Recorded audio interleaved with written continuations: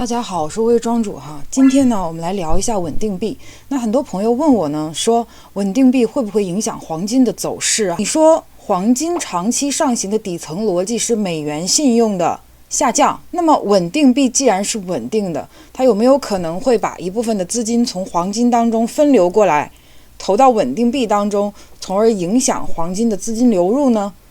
那么要回答这个问题呢，我们要先知道什么是稳定币。稳定币呢，其实它只是现金的一种形式，它跟我们手里拿到的人民币纸币还是美元纸币是一样的，它都是属于现金的，它是跟定某类特定的资产最常见的是美元的加密代币。如果说最普通的去理解，大家可以简单的理解成跟支付宝比较像。你看我们平时用支付宝去购物去买东西，是不是可以直接转账直接去花，对吧？但是你摸不到这个钱。稳定币跟支付宝的区别在于，稳定币呢它是区块链的，但是它仍然只是现金的一种形式，它不是某一类投资的资产的增加。它跟比特币又不一样，比特币呢它的总数是固定的，而稳定币呢它可以不断的再发行。理论上来讲，它跟美元就是1:1，跟美元是一样的，只是它的形式不一样。那我们不能说支付宝的规模扩大了，它会影响黄金的走势，我们不能这么讲，对吧？如果我们知道了它的概念之后，本质上来讲呢，稳定币的出现呢，是类似于现金形式的改变。我们说人类历史上从最开始的用贝壳作为现金，后来又变成了金银，后来呢又变成了汇票、票据，然后是银行的转账，中间还有纸币那当然了，当现金的形式从实物，从看得见摸得着的黄金白银这样的实物转到只是一张纸，这张纸本身可能并不值什么钱，但是有政府给它背书，在这个过程当中呢，我觉得对人们对现金的理解是一种冲击。那么现在这个稳定币的产生呢，也是这种的变化，它只是现金的一种形式的变化。那我觉得呢，理解稳定币最核心的就是理解它是什么，然后我们再看它可能会对我们的生活投资产生什么样的影响。就是说稳定币跟黄金，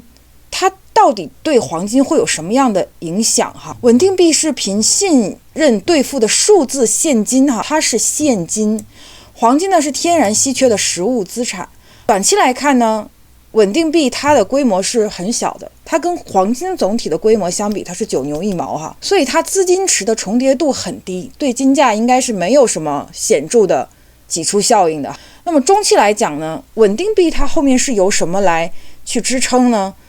是由美元或者是美债，就是一个公司它要发行这个稳定币，它每发行一个稳定币，它就要有对应的$1或者是美债来去给它做支撑。如果稳定币的规模在不断扩大之后呢，稳定币的发行的公司要大举的买入美债，有可能会压低实际利率，是轻微利多黄金。那么从长期来看呢，其实真正撬动黄金价值的还是国际货币美元发行方的这个美国的总体的债务跟美元的信用。讲到这个稳定币呢，我倒是蛮想跟大家聊一聊这个转账的演变历史我觉得就是说稳定币它的产生呢，其实对我们普通人影响最大的是转账的这个变化。人类的货币它是怎么产生的它是因为当这个人类想交换这个货物的时候，它需要有一个中间的货币。如果说比如说这个 A 它生产水果， B 它杀猪，它有猪肉，那他们两个如果每次在交换的时候它都用猪肉去交换它的水果，那么会很麻烦。所以大家找了一个就是说它总量是固定的，又比较容易储存的跟携带的东西来作为货币。那么之前呢，最早是黄金白银，对吧？我觉得这个反而是我们对于稳定币对我们的影响需要去关注的，就是说货币形式的变化。那我们去复盘一下，我们说在公元前的时候呢，当时的这个货物交换的时候是怎么去转账？就是如果是有这个货物的往来，比如说我生产这个，他生产那个，我想买他的东西，我想物交换，那么我要去买东西，我要用金银。那金银是怎么去到了他的手中呢？由这个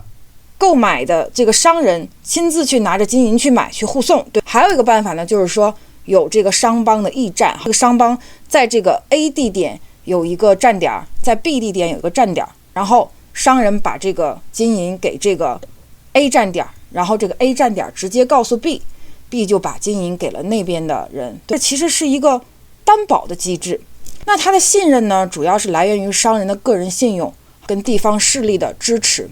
他呢成本高，肯定的，周期长。如果是他亲自去护送这个金银，还很容易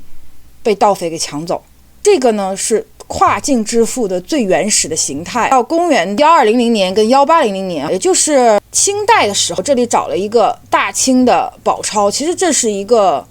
票号。什么意思啊？就是说还是一样的，就是类似商帮，但是呢它在这个票上面会有很多这个防伪的东西哈。比如说呢，我要把这个钱汇到另外一方，我不用再拿着金银了，我拿着这个票，把我的金银存到这个晋商的这个店铺，然后呢我拿这个票我去进货，我进货的时候我拿这个票直接就给他，他可以去晋商的那个店铺去把金银给取出来。这个就是说它更安全，但是呢还是会有很多人去伪造。虽然它有很多这个各种的防伪哈，比如说它画怎么样啊，然后签字怎么样啊，有这个盖印怎么样，但是呢还是会有防伪的啊。包括纸币嘛，现在的纸币不是也有很多假币，对不对？其实是一样的哈，就是汇票。这个其实本质上是印刷技术出现之后，其实本质上货币的转变啊，也是技术的转变。当技术转变的时候，货币就会变化。本来呢是实物，是黄金白银，是贵金属，对吧？后来印刷技术出来以后，就变成了汇票。再后来呢，变成了电报，就是电话技术出来之后，那这个呢是由这个西联汇款，现在它也有哈，现在这个东西也有，就是我们在路上经常会看到是 Western Union 还是 West Union， 他们那个地方就叫西联汇款，现在这个公司还在哈。那个时候他们其实本质上就是也是用电报线跟密码，然后来转账，靠指令去转账。那个时候呢还是金本位，所以它清算呢还是用黄金白银去清算。那它风险呢，就是说你可能在整个这个过程当中电报会出错，或者战争的时候呢会把你电话线切掉，然后人工去核对，效率比较低，但是呢依然是比这个要强多了。这个本质上还是一个物理的传递，不管你是黄金白银还是这个纸，这张纸都是物理的传递。你要真正的把黄金白银送过去，把纸送过去，可是到了这个电报的时候呢就不用了，是通过电话系统，就不用真的人过去。那么再往后呢，这个转账呢是1977年一直到现在都是这样子。就我自己呢做跨境转账的时候呢，基本上最快是一天啊，比如说上午汇款，可能下午到，这是我经历最快的一次，最长的一次我等了1个月，真的是1个月哈。为什么会1个月呢？就是它中间要核实我的个人信息，然后中转行也出了什么问题，好像是卡住还是怎么样，就是说好像有一个人跟我同名，然后在整个转账过程中就出了各种大大小小的一些小的插曲，那个时候真的就用了1个月。那平时正常呢，平均下来基本上3天左右，就是你跨国跨境去转账哈。这个 SWIFT 时代呢，本质上就是国际银行间的，其实就是说 IT 技术出来之后，IT 它通过这个电脑系统的转账，那本质上呢还是美元的全球支付的清算，它中间还有中转行。比如说你中国转到其他一个小的国家，你可能要先换算成美元，然后再从美元换算成那个小的国家的货币，就是它不是直接应对的，就是直接这个货币到这个货币，总之就是它整个过程也是比较繁琐的，费用也不低哈。你像我有时候转5万美元过来的话，如果我没记错的话是500多还是700多的费用，就是人民币哈，费用也不低。到现在呢，新的东西出来之后，就是说区块链技术出来之后呢，比如说比特币它就已经可以点对点的转，只是说稳定币呢现在开始跟法币去挂钩，从现在才开始，但其实2015年就开始了，也是一个新的技术出来之后，大家发现说，我转账，我去做这个贸易的时候，我这个转账我不一定要通过这个 SWIFT 系统了，我可以通过区块链的技术，所以这个才是稳定币出来的一个核心。就是我们纵观人类历史，在技术往前推进的时候，我们会发现作为货币的这个载体会不断的往前推进，这个才是稳定币产生的最主要的一个底层逻辑。所以呢，它的本质还是它是现金，它不能代替黄金。就是说，那未来如果稳定币很普及的时候，我们可能会在整个的转账过程中可能会有什么样的体验哈？我这边写了一个小的例子，假如说呢，一个菲律宾的保姆哈 Adele， 她在香港工作，那她现在呢，如果要把这个钱汇给她菲律宾的家人，她需要去西联汇款排队，缴纳手续费，转账需要1到2天，1到2天都是快的了。如果之后稳定币普及了之后，它可以直接在手机上的稳定币钱包点一个 send 发送，然后呢，把这个二维码发给他的家人，他的家人一扫码马上到账，3秒到账，不需要银行账户，不需要手续费或者是极低的手续费，也不用等到工作日周一到周五哈。现在我的转账如果是从中国到美国，我肯定要周一到周五才去转，就上班时间，对吧？如果稳定币就不用了。第一，它快；第二，它不用银行账户；第三，它手续费会很低。所以我们看，纵观人类的历史，从你需要亲自花很长时间，甚至1-2个月的时间去护送你的钱到另外一个地方去买东西，到后来用纸就可以了，不用搬那么重的东西，但是依然要送过去，再到后来用电报、电话的方式，再到后来用电脑的方式，现在呢，区块链技术随着人类技术不断在往上走，现金货币的形式也在发生变化。所以其实稳定币的出现对我们影响最大的是转账的这个流程，而不是说对某一类资产的价值产生重大的影响。那我们再讲一个例子哈，假如说做外贸，广州的一家这个公司想要采购土耳其的布料，那传统的方式呢，就是到这个银行去开这个叫 LC 的这个证，然后开完了之后呢，你要把钱存进去，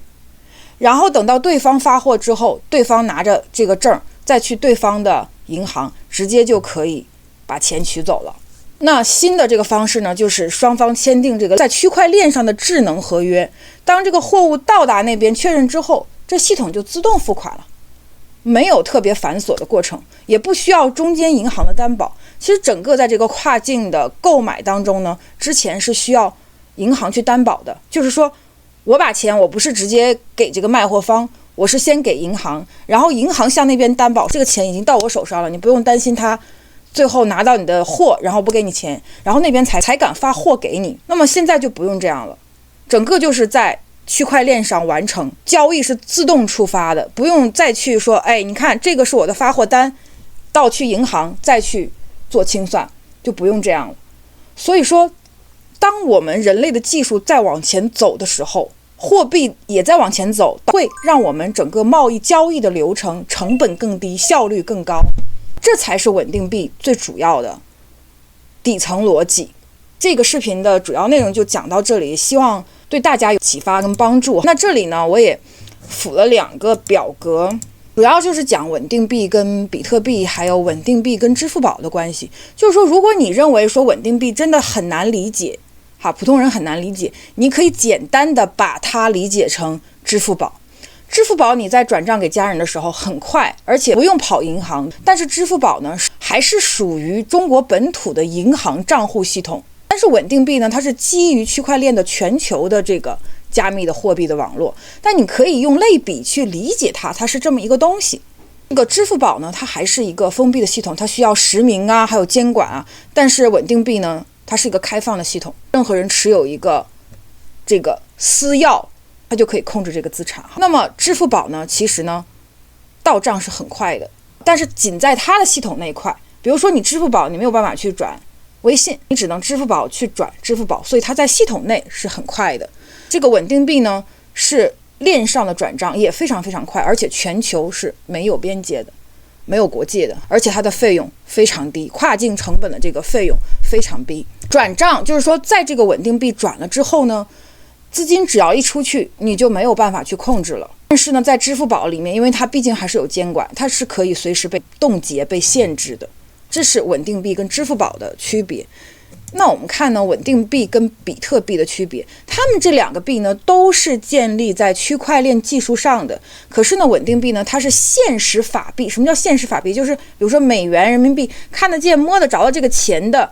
数字替身。它只是现金的另外一种形式，它依然是被纳入那些，比如说我们经常说那个宏观数据 M2， 就是这个货币发行的规模，对，它依然是被计入那个里面的。从理论上来讲，就是一个稳定币就是等于1个美元，然后它是属于发行出来的美元那一部分。但比特币呢，它是有供给上限的，最多就是2100万枚。但稳定币不是，它是随着你看你有美元多少，或者是有多少人愿意去用稳定币，只要有人愿意用，就可以把美元形式上变成区块链上的货币。还有一个最主要的区别就是说，稳定币呢是数字版的美元，比特币呢是数字黄金，还是不太一样的。它为什么叫黄金啊？就是说它还是因为它的这个总量是有限的。但其实就我个人对比特币的理解呢，就是它的走势其实是更接近纳斯达克。但今天我们就不细说，我们就是去理解一下这个货币的形式哈。所以呢，总结来讲呢，就是稳定币它不是产生了新一类的资产，它是原来已经有的资产形式的另外一种方式。现金是本来就存在的，但是它用另外一种方式去存在啊。那么黄金它是黄金，还是自古以来天然的货币，全球供应量是有限的。现在稳定币的规模跟黄金相比是9牛1毛的，所以稳定币是不会影响黄金走势的底层逻辑的。好，希望我讲清楚了。然后如果大家有问题的话，可以在留言区跟我讨论。拜拜。更多投资策略分享，请关注微信公众号“微微庄主低策略圈”。